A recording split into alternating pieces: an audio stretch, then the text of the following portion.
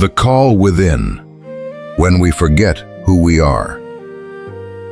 In the human journey, there is a quiet yet profoundly important moment. The moment when we begin to sense that we are living far away from ourselves.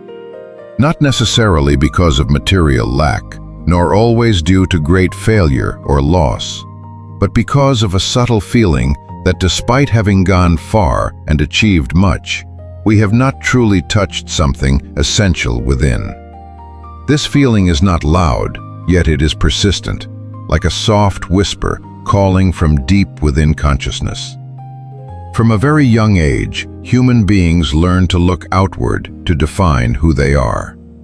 We are given names, assigned roles, and taught how to become someone acceptable and worthy of love. Gradually, we begin to identify with these labels: profession, status, achievements, opinions, memories. We call this collection me and believe it to be our true self. According to the Buddha's teaching, this very identification is the root of ignorance. We fail to see the true nature of what we cling to. We mistake what is constantly changing for something stable.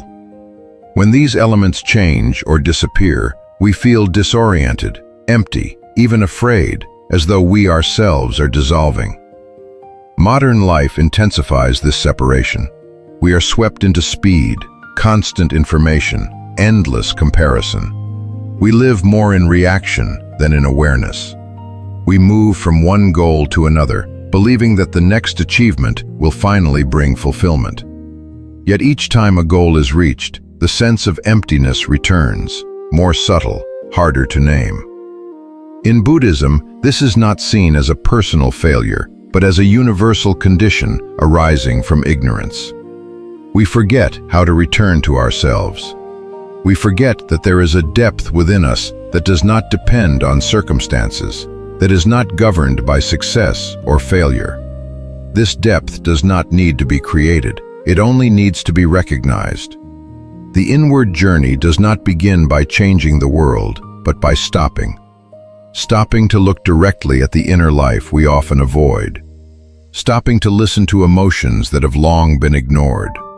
Stopping to realize that most of the time we are living in thoughts about life rather than in the life that is actually unfolding. The Buddha did not teach people to become someone else in order to awaken. He taught them to look deeply into present experience to see the truth. When we observe the body, we see it changing. When we observe emotions, we see them arise and pass away. When we observe thoughts, we see them continuously forming and dissolving. None of these elements can be identified as a fixed self. Yet we habitually live as if there is a solid self controlling everything. We say, I think, I am sad, I succeed, without ever pausing to ask, who is the one thinking, feeling, succeeding? This question is not meant to produce an intellectual answer, but to open a direct seeing beyond words. The call inward often arises when the familiar structures of life begin to crack. It may appear when we are exhausted from striving, when a relationship ends, when a career loses meaning, or simply during a quiet evening when we realize we no longer know who we are beyond our roles. In Buddhism, such moments are not failures, they are opportunities. When external distractions can no longer cover inner emptiness, light begins to enter. We start asking deeper questions, not to find quick answers, but to understand ourselves more clearly. We begin to sense the difference between the self we believe ourselves to be and the living experience unfolding moment by moment. The journey to discover the true self is not a search for a higher or more refined ego. On the contrary, it is a process of gently removing layers of mistaken identification. Each time we release a definition of ourselves, space opens. In that space, there is no need to become anything, because life is already revealing itself. According to Buddhist teaching, the true self is not a separate entity. but awareness itself, the knowing that knows. It has no form, no name, and cannot be grasped by thought. Yet it is always present, silently witnessing every change of body and mind. When this dimension is recognized, we begin to live with less fear, because we no longer identify ourselves entirely with what is impermanent, with a conclusion, but with an invitation to return, to pause, and to begin listening deeply to oneself. This journey does not require abandoning life, but entering life fully. And from that very presence, the doorway to the true self quietly begins to open. Layers of identity, the masks we wear. When the inward call begins to be heard, the first thing we encounter is not the true self, but the layers of identity built over many years. These layers are like masks, formed to help us adapt, survive, and be accepted in the world. At first, they serve a purpose, but over time, we forget that we are wearing masks and begin to believe that the masks are who we truly are. We wear different masks in different situations. There is the mask of the successful person, always strong and in control. There is the mask of the agreeable one, always pleasing others. There is the mask of the silent bearer, carrying burdens without complaint. Each mask arises in response to a need, yet they all share one function: to conceal vulnerability and insecurity beneath the surface. In Buddhist teaching, these identities are not bad. They are psychological structures formed through conditions. There is no need to hate or destroy them. What matters is seeing their true nature. They are constructed, and because they are constructed, they can dissolve. When this is not seen, clinging arises, and clinging becomes suffering. One of the most powerful layers of identity is social role. We are someone's child, someone's parent, an employee, a leader, a success, or a failure. These roles shape how we see ourselves and how we believe others see us. When a role is affirmed, we feel worthy. When a role is threatened, we feel insecure, as if our very existence is being shaken. The Buddha taught that anything we can point to and say, "This is me," or "This is mine," cannot be the true self. Social roles come and go. They change with time, circumstance, and karma. If we place our entire sense of self upon them, we are building our home on unstable ground. Beyond roles, we also identify with emotions. When happy, we say, "I am happy." When sad, we say, "I am a sad person." Yet emotions are impermanent. They arise and fade like waves on the ocean. Without mindfulness, we are swept away by each wave, believing that every emotion reveals the truth of who we are. With mindfulness, we see emotions as passing phenomena. Thoughts become another subtle layer of identity. We believe the stories in the mind are me. We assume that the judging, comparing, worrying voice is our true nature. The Buddha taught that thoughts are conditioned phenomena. They have no fixed owner. When we sit quietly and observe, we see thoughts arise and disappear without our intervention. Some masks are formed from wounds. When we have been hurt, we learn to close off. When we have been rejected, we learn to protect ourselves through distance or control. These strategies helped us survive the past, but when they remain unexamined, they govern the present. Mindfulness allows us to see that these protective layers are no longer necessary in every situation. The inward journey does not demand that we remove all masks at once. That would be unrealistic. What is invited is honesty. We begin by noticing when we are performing a role. We sense the tension in the body required to maintain an image. we recognize the exhaustion of constantly proving who we are. This awareness alone is already a significant step. In Buddhism, non-self does not mean nothing exists. It means there is no fixed, independent, unchanging identity. Layers of identity may continue to function, but we no longer mistake them for our essence. We use them when appropriate and release them when they no longer serve. This flexibility brings lightness and freedom. As we loosen identification with these masks, a quiet space begins to open within. In this space, there is no need to be someone in order to exist. There is no need to prove worth. There is simply presence. And in this simple presence, a peace arises that does not depend on image or role. With the realization that discovering the true self is not a journey of addition, but of subtraction. Each identity seen and gently released removes a layer of covering. As these layers thin, what has always been present from the beginning, pure awareness, begins to be felt more clearly. The silent observer, discovering the one who knows. As layers of identity are gradually seen and loosened, a natural question begins to arisen, not as a thought, but as a quiet curiosity. If I am not my roles, not my emotions, not my thoughts, then who is aware of all of this? This question does not point outward, but turns directly toward lived experience itself. From here, the journey into the deeper dimension of awakening truly begins.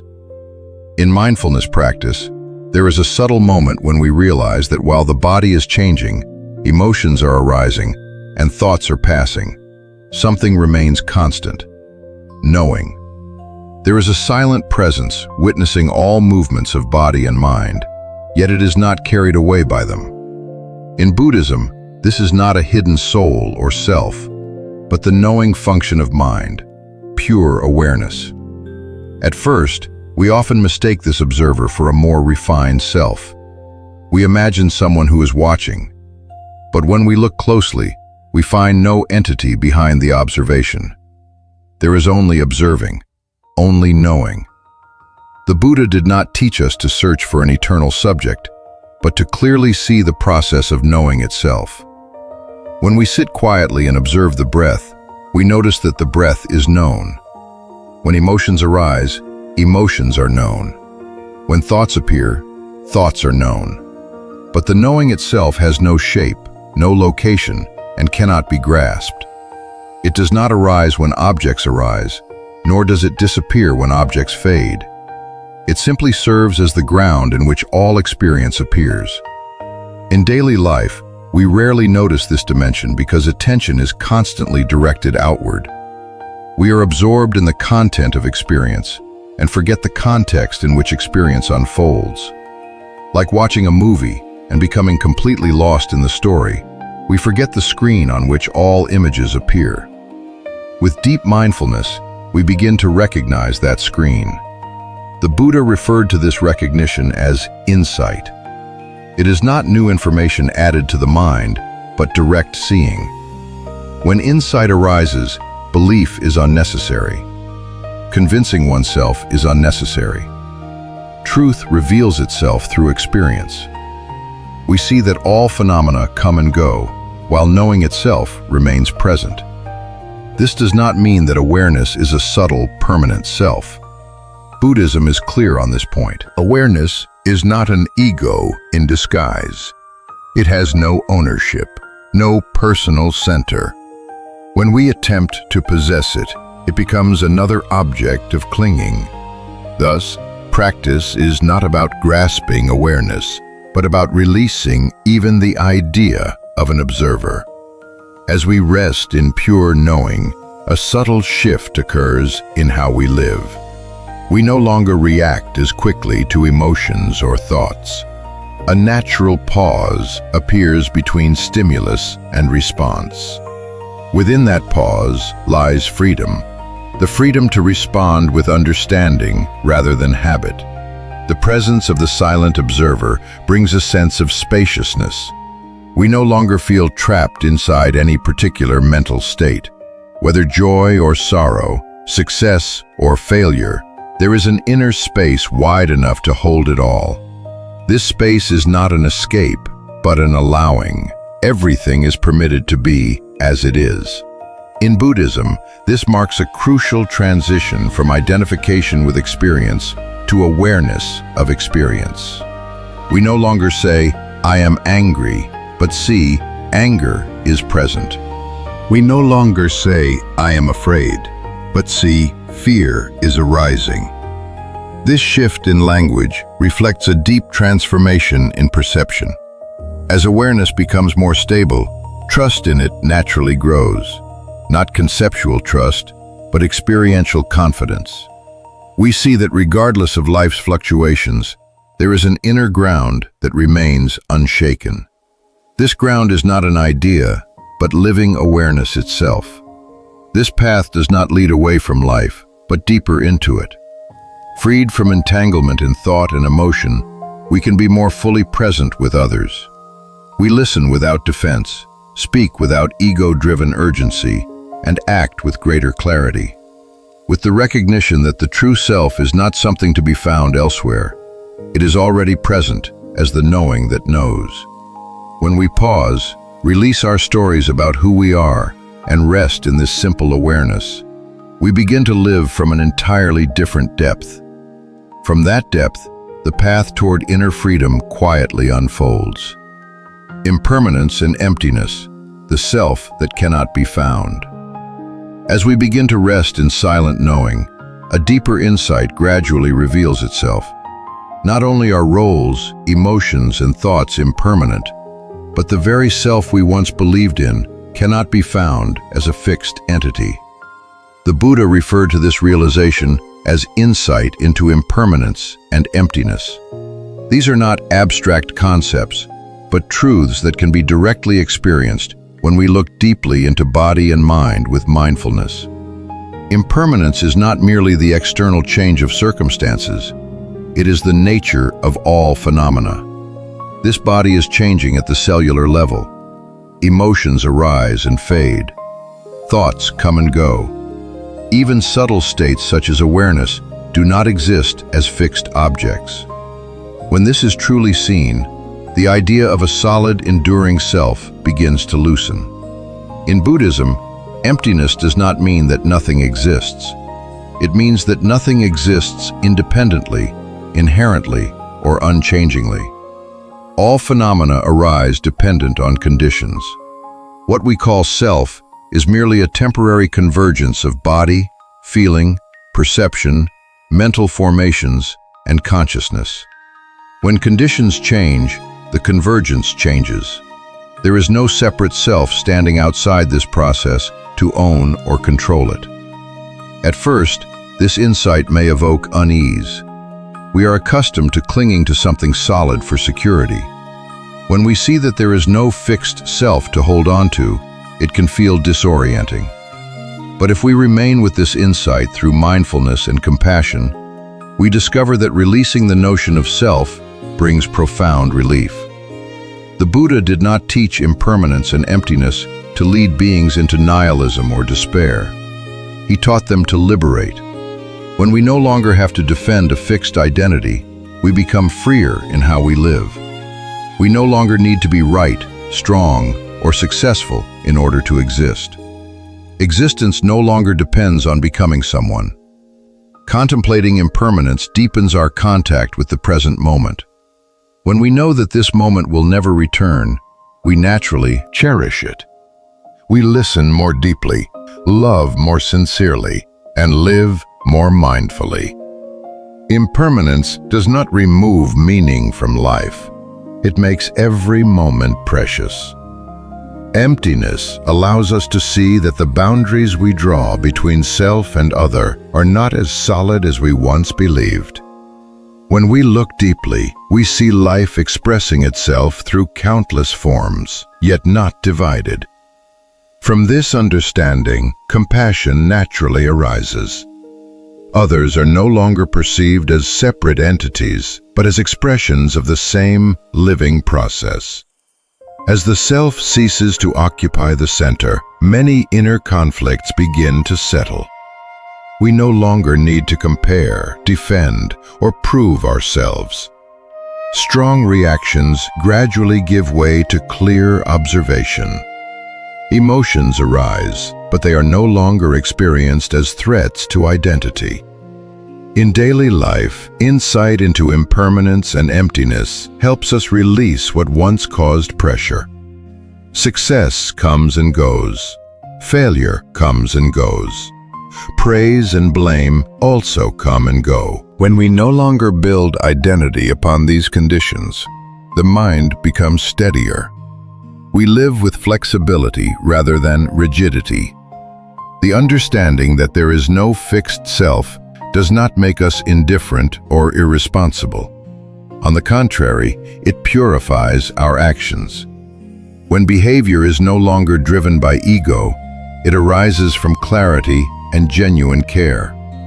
Responsibility is no longer rooted in fear or obligation, but in deep connection with life.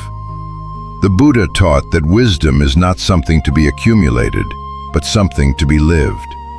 When impermanence and emptiness are seen moment by moment, life becomes a flow of awareness. We stop seeking certainty in what is inherently fragile. We learn to dwell within uncertainty with a steady heart, with the realization that the true self cannot be found as an object. Anything that can be grasped, defined, or described is not it. When searching ceases and experience is allowed to reveal itself, we touch a freedom not grounded in identity. From that freedom, the path of mindful living unfolds naturally. Letting go of the false self, freedom beyond identity. As insight into impermanence and emptiness deepens, a natural movement begins to unfold within the mind. Letting go. Letting go here is not a forced act or a mental decision, but the result of clear seeing. When we truly see that what we have been clinging to does not exist in the way we once believed, clinging loosens on its own. This is the moment when the false self begins to lose its grip.